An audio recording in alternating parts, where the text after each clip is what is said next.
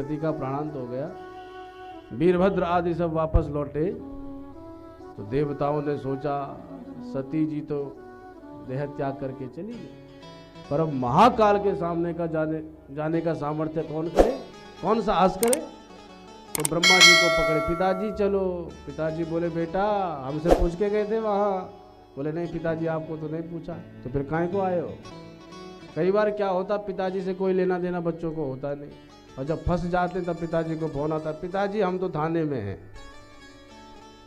तो तब पिताजी की याद आ रही है जब जेल की हवा खा रहे हैं और उससे पहले पिताजी से कोई मतलब नहीं। तो कुछ ऐसे भी बच्चे होते।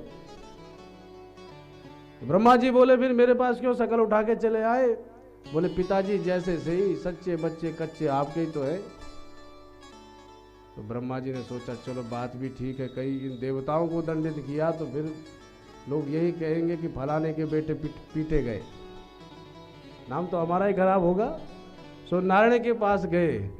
नारायण बोले देखो ब्रह्मा जी तक तो ठीक था, पर हम ब्रह्मा जी नहीं है, हम दादाजी हैं। बेटा बाप तो जाएगा पर मैं तो नहीं जाऊंगा, क्योंकि मेरी कीर्ति तो परदादा से जुड़ी हुई है। अब जानते हैं भगवान विष्णु के पिताजी कौन है, जानते हैं। जब शिव विवाह हुआ तो गोत्राचार होता है, तो गोत्राचार होने लगा, तो इधर से पार्वती पक्ष से भी पंडित जी गोत्राचार करने लगे और उधर से भगवान शिव की ओर से भी। तो शिव जी से पूछा गया महादेव आपके पिताजी का नाम क्या है। बोले पिताजी का नाम, तो ब्रह्मा जी बैठे थे, बोले यही हमारे पिताजी। अच्छा, तो पिताजी का नाम उच्चारण हुआ। बोले आपके दादाजी का नाम। इधर उधर देखा तो सामने नारायण दिखाई पड़े, अरे ये हमारे दादाजी है। अच्छा, तो नारायण का नाम ले लिया। बोले अब परदादा का नाम, 3 पीढ़ियां तो उच्चारण होंगी। बोले परदादा का नाम क्या है। अब बोले इधर कोई दिखाई तो दे नहीं रहा। बोला परदादा सबके हम ही हैं। बोल शंकर भगवान की जय। तो महादेव तो महादेव ठहरे, सबके जनक हैं महादेव। तो नारायण बोले भाई तुम हमारे पास क्यों चले आए, पिताजी को ले जाना जाओ।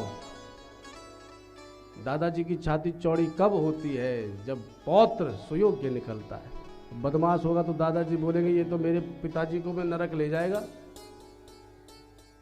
तो बेटा ब्रह्मा जी, तो ब्रह्मा जी देवताओं को लेकर के भोलेनाथ के पास गए, और जैसे भोलेनाथ ने ब्रह्मा जी को देखा तो यद्यपि बड़े क्रोधित थे देवताओं पर, भाई इन्हीं के कारण ये देखते रह गए, इनकी मां का अपमान हो गया।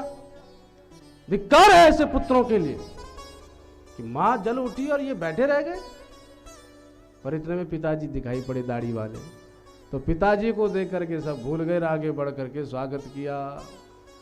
ब्रह्मा जी ने सारी अनुनय विनय सुनाई देवताओं की, तो भगवान शिव ने क्षमा किया, और तब भगवान शिव ब्रह्मा जी की प्रार्थना पर पुनः कनकल हरिद्वार में आए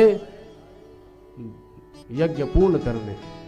क्योंकि अगर यज्ञ पूर्ण नहीं होगा तो वज्रपात होगा, क्योंकि यज्ञाद भवति परजन्यः परजन्यादन्न संभवः। भाई यज्ञ से वर्षा होती है, वर्षा से अन्न होता है, और अन्न से समस्त जीवों का पोषण होता है। यज्ञ ही नहीं होगा तो फिर कैसे चलेगा। आप जैनियों में जाते होंगे तो जैन मत में आप मूर्ति पूजा को नहीं देखेंगे, लेकिन वहाँ भी हवन चलता है। बिना हवन के किसी की गति नहीं है भैया। तो यज्ञ पूर्ण करने महादेव पहुँचे, बोले बच बुलाओ यजमान को। बोले महाराज यजमान को तो आपके ही दूत ने धड़ से अलग करके फेंक दिया। अब ससुर जी की हालत देखी तो दया आई महादेव को। सो बकरे का सिर लाया गया और ससुर जी पर जुड़ाया गया। तो जब ससुर जी पर गर्दन जुड़ी बकरे की तो महादेव की स्तुति गाई, भगवान शिव प्रसन्न हो गए, क्योंकि बम बम बम बम बोल रहे थे दक्ष। मुस्कुरा पड़े महादेव, अरे देखो हमारे ससुर जी की तो भाषा ही परिवर्तित हो गई। सो महाराज महादेव तब से बोले, अपने भक्तों पर प्रसन्न तब होते हैं जब भक्त कहता बम बम बम बम बम बम बम बम बम। तो ससुर जी याद आ जाते। ठीक महादेव ने यज्ञ पूर्ण कराया, पर जब सती को देखा तो हृदय दग्ध हो गया।